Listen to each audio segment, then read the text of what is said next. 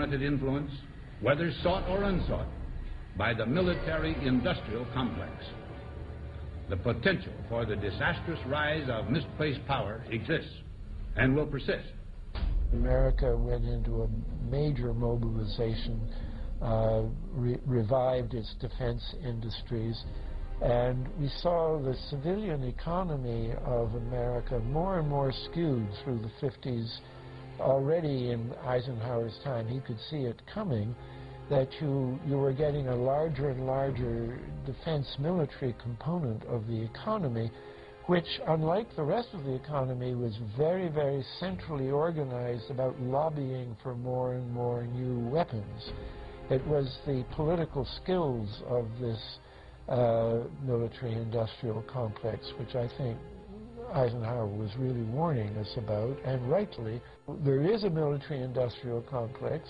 Today we see a situation where the civilian economy is really in tatters, and most of our civilian production has gone overseas to third world countries. What do we export? Our biggest export practically is garbage, but apart from garbage, we export military equipment.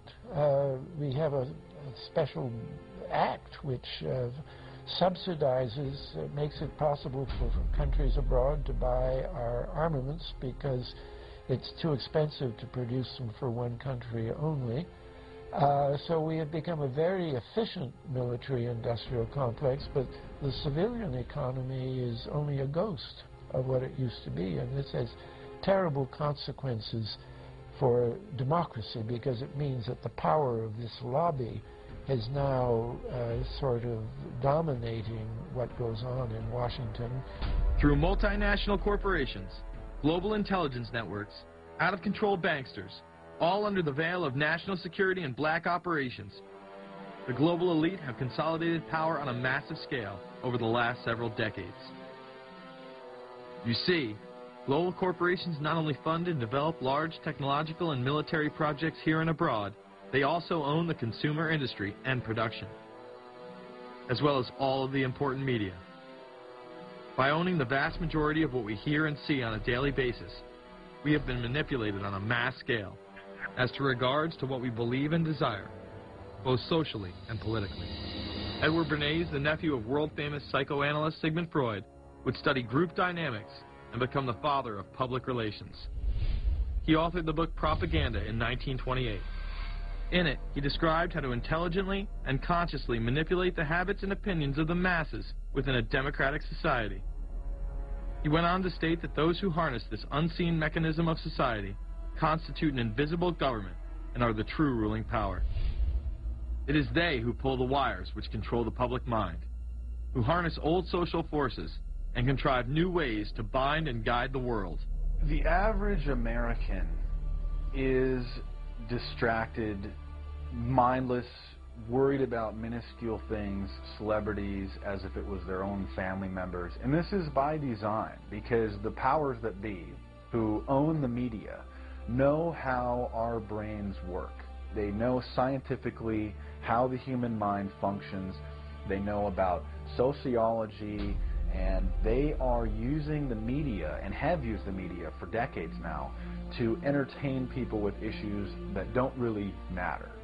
When you have the big news networks covering celebrity issues as if it's the most important thing, it becomes the most important thing. And this is not by accident. This is to keep us out of the way. Because if you're worried about the latest celebrity death, or the latest celebrity couple, or the celebrity breakup, or your sports team having a shot at the Super Bowl or the World Series, there's so much information about those issues that can be discussed that will mesmerize people, and they won't know or care about the real issues that are out there. Well, I think this is just one more piece of evidence of the degree to which the media, supposedly the watchdogs, has become the gatekeeper of the system.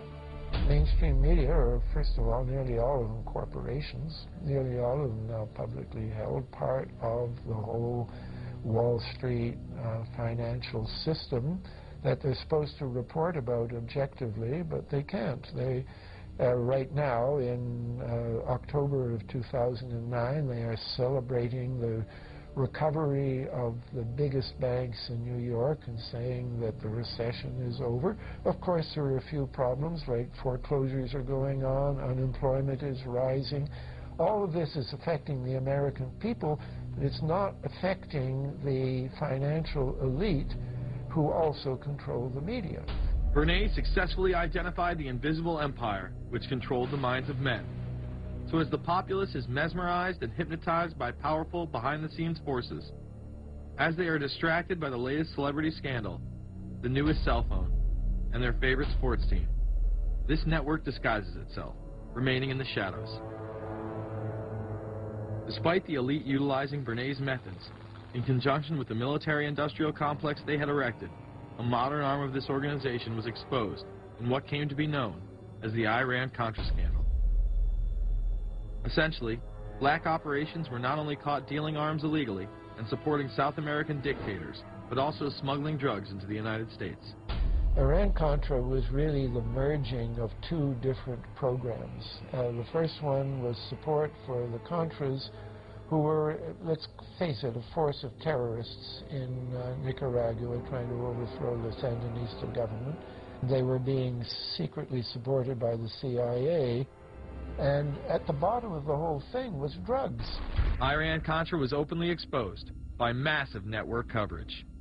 How was it that in 3 years, a network Washington set up to run arms to the Contras wound up running cocaine into this country for the most vicious drug cartel in the world? At the same time, we were supposed to be fighting a war against drugs. But by the same token, I also smuggled my share of weapons in exchange for those illegal substances, with the full knowledge and assistance of both the DEA and CIA. Betzner says that in 1983 he flew weapons from Florida to El Salvador and drugs from Colombia to the Bahamas on the way back. In 1984, he says, he flew twice from Florida to Costa Rica and back. We could bring back our own cargo, and they would arrange it, or we could bring back their cargo without ever having to worry about interception, arrest, anything like this, that everything was taken care of. What kind of cargo were you talking about? Drugs. Tolliver says he had 2 meetings with this man, CIA veteran Rafael Quintero. Then in March of 1986, he says he flew 14 tons of weapons down to Honduras, to this Contra resupply base set up by the CIA. We take off from Tegucigalpa, Honduras, and we leave. To? South Florida. Where in South Florida? We landed at Homestead. Homestead? Air Force Base. This is the plane Tolliver says he used. The plane traces to a company that had a State Department contract to fly humanitarian supplies to the Contras. In addition to that, 3 dozen sources confirm the basic scheme. We can now report that long before that operation began, there was another operation to provide guns for the Contras, which was also against the law. In this operation, Americans and Israelis provided arms to the Contras, and then the same network smuggled drugs into the United States. The operation was launched in spring of 1983 at Washington's request, with at least $20 million of Israeli government money later reimbursed, we're told, from U.S. covert operations funds. For about 5 years, people were flying arms into Iran, and most of them came from Israel. The Israelis purchased the weapons from Poland and Czechoslovakia and began shipping them secretly from Yugoslavia to Bolivia, and then to Panama. The Israeli liaison man there, this man, Michael Harari, until recently a close aide to Panama's strongman, General Manuel Noriega. You'd bring the ship into Colombia, you would load drugs aboard it, and you would bring those drugs back to Panama with you. But bringing that stuff into the United States, that was something else. I've never been so thoroughly disgusted with myself in my life. This network would also be involved in the October surprise.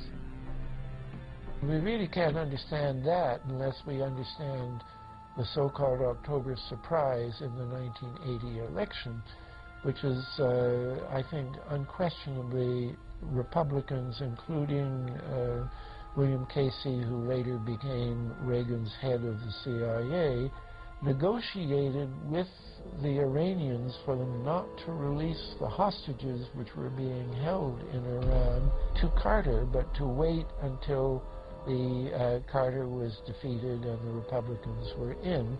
That is what actually happened, that the hostages were only released on the day that Carter left office and Reagan came in. Unbelievably, this same network would even be linked to the BCCI banking